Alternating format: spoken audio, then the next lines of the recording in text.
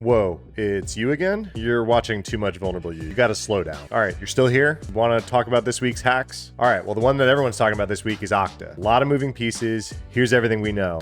I'm Matt Johansson. Welcome to another Vulnerable You. So Okta got hacked again this year, and they weren't even the ones who found this breach. A few of their more savvy customers were the ones who caught on to the fact that their session tokens with Okta were being used by not them. This all started with Okta's support portal that got hacked, but the only thing that we know about how is that they used stolen credentials. Beyond stolen credentials, everything else is speculation. But it turns out a regular practice for Okta's support team was to request their customers to upload what's called an HTTP archive file, or HAR file, or HAR file, I don't know what you call it. But these files were used to replay a certain session and figure out and diagnose what was going on with their customer. They included sensitive information like the session tokens from the users. Okta came out and disclosed the breach, and they said that about 1% of their customers were impacted, to kind of downplay it, which is about 170 companies. But then we started to learn about who those companies were, and we know about 3 of them now. One was Beyond Trust, who was the one who actually told Okta about the hack to begin with. And then we learned about Cloudflare and 1Password. All 3 of these companies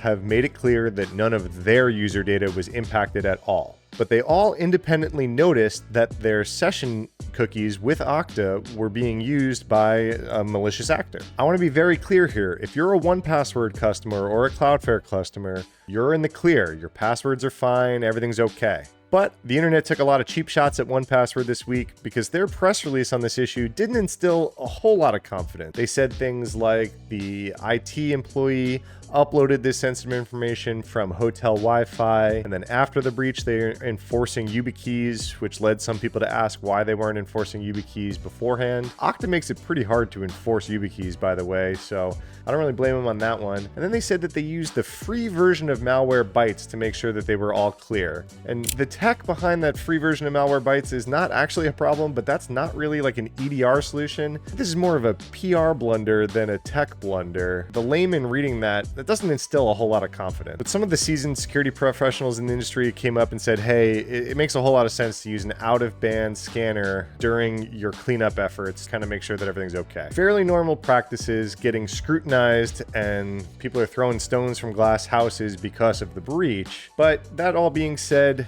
obviously your 1Password, people are kind of holding you to a higher standard in times like this. Overall, good response job by 1Password and Cloudflare and Beyond Trust to notice these breaches, mitigate them, and not let any of their customer data get impacted. If you're interested in this story, there was a million write-ups this week about it. I'll include some links below from each of the different vendors' press releases and Brian Krebs, who had, I think, one of my favorite write-ups summarizing the whole issue.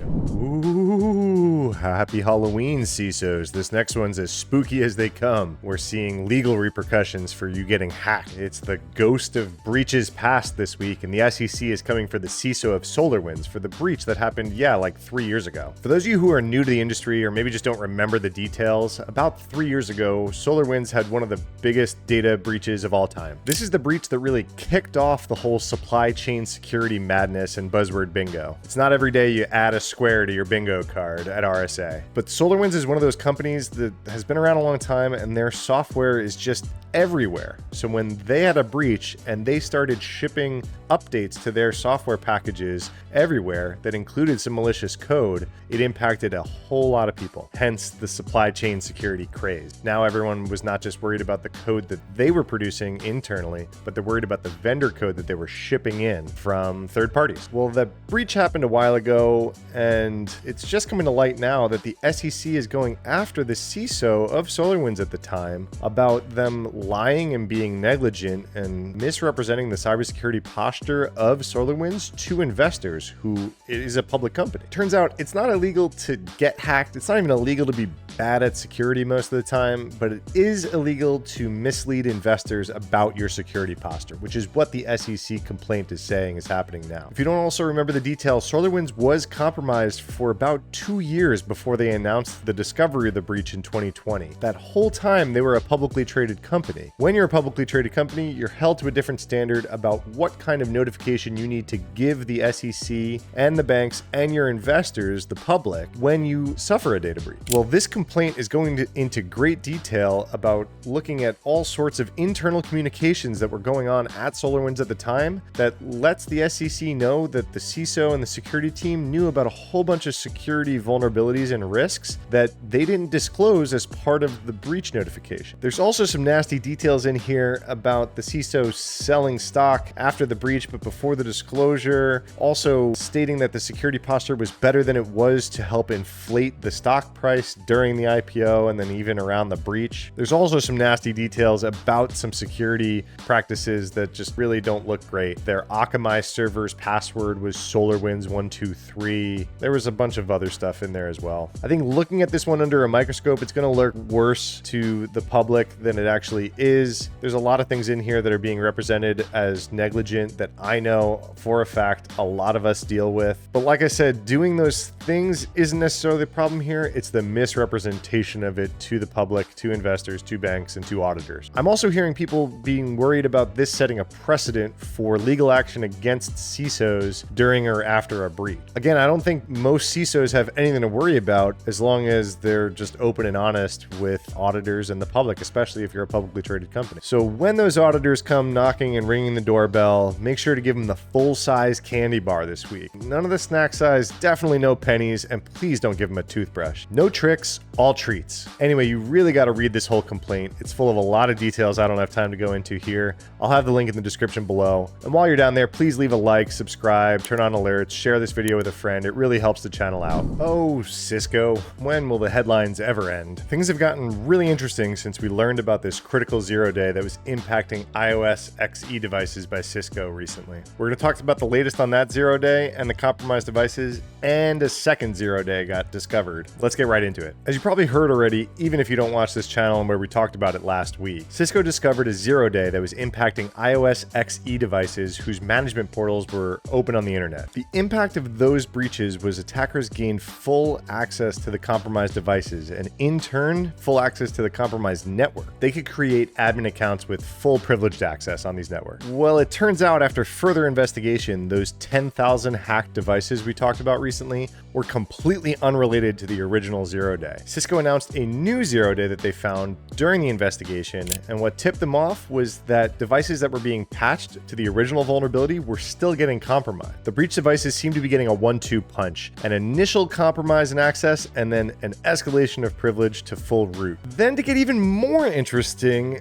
while reporting about this new zero day, we noticed that the 10,000 compromised devices on the internet dropped to near zero. Some speculated that this could be kind of like what we saw about QuackBot a few weeks ago, where the FBI actually took control over the compromised devices and patched them themselves. Turns out that that just wasn't the case. The malware morphed to better evade detection. My advice still stands from last week. If you're running these devices, get the management portals off the internet. You're probably already compromised and you have a whole incident to deal with, but please get these things off the internet. Actually, this goes for you running any sort of privileged network device. Do not have the management portal open on the internet for people to log into. But obviously a bit of urgency if you're running anything by Cisco and specifically the iOS XE devices. All right, those were some great overviews. Let's do a bunch of quick rundowns of some other interesting stuff that I found this week. First up is iLeakage. This is a new side channel attack that some researchers wrote a whole paper about, including some branding, which, you know, we love. We didn't have to say CVE, blah, blah, blah, blah, blah, blah. iLeakage. It's got a logo. If you're not familiar with what a side channel attack means, it's not attacking the actual code on these Apple devices. It's actually attacking the chip architecture in modern M-based MacBooks and iPhones and iPads. If you remember Spectre and Meltdown back in 2018, they used the same speculative execution type attack against chips. Since then, a lot of mitigations have been put in place to make those fairly irrelevant, but these researchers proved that this kind of attack still works and still works on modern Apple devices. They didn't release any POC code, and it takes basically a PhD and full reversing of these chips to exploit this attack. So likelihood is pretty low. That's why they feel comfortable talking about it publicly, even though there isn't a broad patch out yet. But if you want to see what the latest side channel attack looks like, definitely read this academic paper. Super interesting. The demos that they have on their website show them loading a malicious page, which then opens new tabs in like Instagram and Gmail, and it steals the contacts of your inbox and steals your passwords as you try to log into some social medias. They're just proving that they can access this information in cross tabs, which is what you're not supposed to be able to do. But again, they're not doing it by hacking Safari. They're doing it by timing attacks and race conditions happening at the chip level. Super in depth, and we're not going to go into all that here, but read more about it if you're interested.